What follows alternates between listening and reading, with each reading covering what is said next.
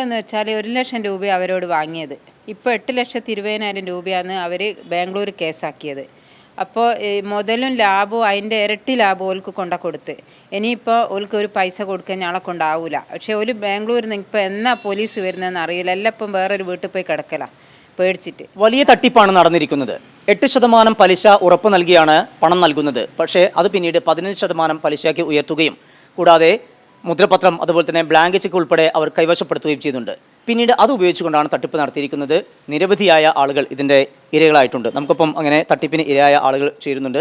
നിങ്ങളുടെയൊക്കെ എത്ര രൂപയാണ് നഷ്ടമായിരിക്കുന്നത്? ഇപ്പോൾ എന്താണ് ആ കേസിൻ്റെയൊക്കെ അവസ്ഥ? ഞങ്ങളെന്ന് വെച്ചാൽ 1,00,000 രൂപ അവരോട് വാങ്ങിയത്. ഇപ്പോൾ 8,20,000 രൂപയാണ് അവർ ബാംഗ്ലൂർ കേസാക്കിയത്. അപ്പോൾ മുതലും ലാഭവും അതിൻ്റെ ഇരട്ടി ലാഭം ഓൽക്ക് കൊടുത്ത് ഇനിയിപ്പോൾ ഓൽക്ക് ഒരു പൈസ കൊടുക്കാൻ ഞങ്ങളെ കൊണ്ടാവില്ല. പക്ഷേ ഒരു ബാംഗ്ലൂരിൽ നിന്ന് ഇപ്പോൾ എന്നാ പോലീസ് വരുന്നതെന്ന് അറിയില്ല. എല്ലാം ഇപ്പം വേറൊരു വീട്ടിൽ പോയി കിടക്കല പേടിച്ചിട്ട്. കാരണം ഇന്ന് വരും നാളെ വരും ഇങ്ങനെ ഭീഷണിപ്പെടുത്തു. പിന്നെയെന്ന് വെച്ചാൽ ഇവരൊരു ഗുണ്ടുണ്ട് അലി, ഓരെന്നെ 2-3 പ്രാവശ്യം വിളിച്ചിനും പൈസ കൊടുക്കാൻ വേണ്ടിയിട്ട്.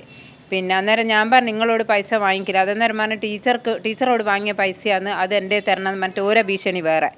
പിന്നെ വീട്ടിൽ ഒരു ദിവസം പോലും എനിക്ക് കിടന്നുറങ്ങാനാകുന്നില്ല. ഞാൻ എൻ്റെ ഒരു ഫ്രണ്ടിനെ സഹായിച്ചതാണ്. എൻ്റെ 2 ബ്ലാങ്ക് ചെക്കും മുദ്രപത്രവും പിന്നെ എൻ്റെ വീടിൻ്റെ ആധാരമൊക്കെ വെച്ചിട്ടാണ് ഇവളിപ്പോൾ കളിക്കുന്നത്. പിന്നെ ഇപ്പോൾ അടുത്ത ദിവസം എന്നോട് പറഞ്ഞ് 1,00,000 രൂപ തന്നാൽ ബാംഗ്ലൂരേക്ക് കൊണ്ടുപോകില്ലാന്ന്. അങ്ങനെ ഞാൻ എൻ്റെ അനിയത്തിൻ്റെ മോൻ്റെ ചെക്ക് വെച്ചിട്ട് 1,00,000 എടുത്തിട്ട് അവർക്ക് വീണ്ടും കൊടുത്ത്. എന്നിട്ടും ഇവരെ നിരന്തരം ഭീഷണിയാണ്. ഇനിയിപ്പോൾ ആത്മഹത്യ അല്ലാത്ത യാതൊരു വഴിയും മുന്നിലില്ല. ചേച്ചി, നിങ്ങളുടെ അവസ്ഥ എങ്ങനെയാണ്?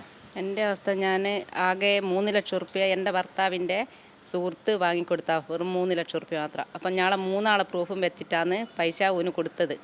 അപ്പോൾ അത് വെച്ചിട്ട് 3 ആളെ പേരിൽ 28,00,000 റുപ്യയ്ക്ക് കേസ് നടത്തുക ഇപ്പോൾ നടത്തുക ബാംഗ്ലൂർ.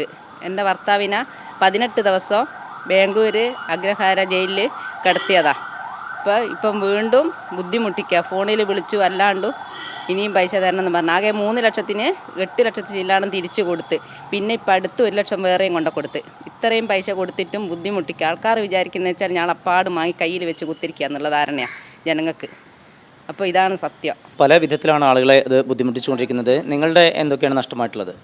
എൻ്റെ വീട് നഷ്ടമായി. ഞാൻ 2,00,000 രൂപയോളം കയ്യിൽ നിന്ന് വാങ്ങിയത്. അങ്ങനെ വാങ്ങി കുറേ 2024 വരെ പലിശ കൊടുത്ത് പിന്നെ എനിക്ക് പലിശ കൊടുക്കാൻ പറ്റിയില്ല. പിന്നെ ഞാൻ സുഖമില്ലാണ്ട് കുറേ മെഡിക്കൽ കോളേജിൽ 1 മാസം ഓർമ്മയൊന്നും ഇല്ലാണ്ട് കിടന്ന്. അങ്ങനെ വീട്ടിൽ വന്നേരം ഇവൾ കുറേ പേപ്പറിൽ ഒപ്പിടിച്ച് എൻ്റെ വീടും സ്ഥലവും ഇപ്പോൾ ഓളെ പേരിലാണെന്നുള്ളത് ഞാൻ വാടക വീട്ടിൽ താമസിക്കുക. എൻ്റെ വീട് എനിക്ക് തിരിച്ച് കിട്ടണം. അപ്പോൾ നിങ്ങളുടെ എന്തൊക്കെയാണ് നഷ്ടമായിട്ടുള്ളത്? നിങ്ങൾ എത്ര രൂപയാണ് എടുത്തിട്ടുണ്ടായിരുന്നത്? ഞാൻ ആകെ 70,000 രൂപ അവരെടുത്ത്. അയൽവാസിയാണ്, പ്രദേശവാസിയാണ്. അപ്പം പെട്ടെന്നൊരാവശ്യം വന്നപ്പം തൽക്കാലമായി പൈസ വാങ്ങിയതാണ്. അപ്പോൾ അവർക്കൊരു കരാറുണ്ടായിരുന്നു. ആ കരാറിനനുസരിച്ചിട്ട് കൃത്യമായിട്ട് പൈസയും കൊടുത്തോണ്ടിരുന്ന. എന്നിട്ട് ഈ പൈസ തരുന്നേരം അവർക്കൊരു കരാറുണ്ട്. ഇത്ര പൈസ തരണമെങ്കിൽ ഞങ്ങൾക്ക് ഇന്ന പേപ്പർ വർക്കുകൾ ചെയ്ത് തന്നാലാണ് പൈസ തരണം. അപ്പോൾ അയൽവാസിയല്ലേ, എന്നെ തൽക്കാല ആവശ്യത്തിന് വാങ്ങിയല്ലേ എന്ന് ഉദ്ദേശിച്ചിട്ട് അത് പറഞ്ഞ് വാങ്ങിയതാണ്. പക്ഷേ ആ കൊടുത്ത പേപ്പർ വെച്ചിട്ട് അവർ ഞങ്ങളോട് ചതിയും വഞ്ചനയും ചെയ്താൽ. ഈ സംഭവവുമായി ബന്ധപ്പെട്ട് നിങ്ങൾ മുഖ്യമന്ത്രി, അതുപോലെ ആഭ്യന്തരമന്ത്രി, അതുപോലെ ജില്ലാ പോലീസ് മേധാവി ഉൾപ്പെടെയുള്ളവർക്ക് പരാതി നൽകിയിരുന്നല്ലോ അല്ലേ? ഞങ്ങൾ MLAക്കും MDക്കെല്ലാം പരാതി എടുത്തിട്ട് ഞങ്ങൾക്കൊരു മറുപടി തന്നിക്കില്ല. മുഖ്യമന്ത്രിക്കും ആഭ്യന്തരമന്ത്രിക്കും കൊടുത്തിട്ടുണ്ട്. എവിടുന്ന് ഒരു മറുപടി വന്നിട്ടില്ല.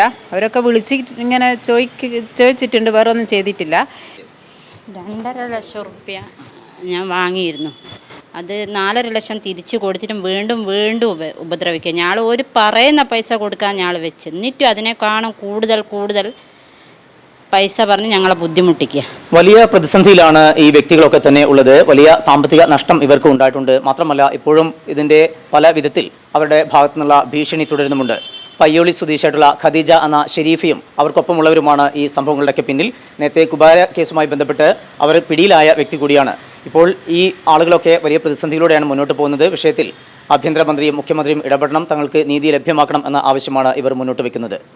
കോഴിക്കോട് നിന്ന് ജയ്സൽ ബാബു പിലാശ്ശേരിക്കൊപ്പം സമീർ സി മുഹമ്മദ്, മീഡിയ 1.